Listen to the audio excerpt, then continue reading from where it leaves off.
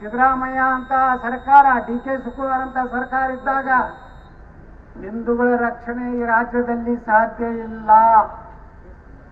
ನಮ್ಮ ರಕ್ಷಣೆ, ನಮಗೆ ನ್ಯಾಯ ಸಿಗಬೇಕಾದ್ರೆ ನಮ್ಮ ಗುರುಗಳು ಹೇಳಿದಂತೆ ಯೋಗಿ ಆದಿತ್ಯನಾಥರ ಒಂದು ಸರ್ಕಾರ ಕರ್ನಾಟಕದಲ್ಲಿ ಬರದೇ ಇದ್ರೆ ಈ ನನ್ನ ಮಕ್ಕಳು ಲೆಕ್ಕಕ್ಕೆ ಬರೋದಿಲ್ಲ, ಕಂಟ್ರೋಲ್ಗೆ ಬರೋದಿಲ್ಲ.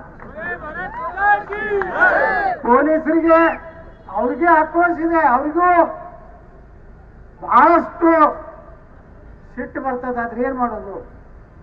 ಮ್ಯಾಗಿನವ್ರು ಏನದಾರಲ್ಲ ಅವೇನು ಸುಮ್ಮ ಪುರುಷರ ಡ್ರೆಸ್ ಮೇಲೆ ಅದಾರ ಅಟ್ಟೆ. ಇಂಥವ್ರು ಏನ್ ಮಾಡ್ಬೇಕು ಅವ್ರು ಪಾಪ. ನೋಡ್ರಿ, ನಮ್ಮ ಖರ್ಗೆ ಅವರು ಏನಾದ್ರೂ ಮುಸ್ಲಿಂ ಹೆಣ್ಮಗಳು ಏನಾಗಿದ್ರೆ ಜಿಗದು ಸ್ಟೇಟ್ಮೆಂಟ್ ಕೊಡ್ತೀವಿ.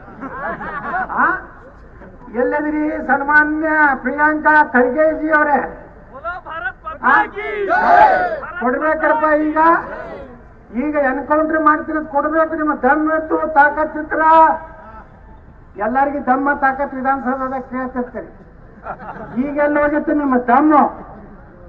ಸಾವಿರ ಬಿರಿಯಾನಿಯಾಗ ಹೋಗೈತೆ ನಿಮ್ದು ದಮ್ಮು? ಇಂಥ ಘಟನೆ ಆದ್ಮೇಲೂ ಸಹ ಬಾಯಿ ಬಿಡ್ತಾ ಇಲ್ಲ.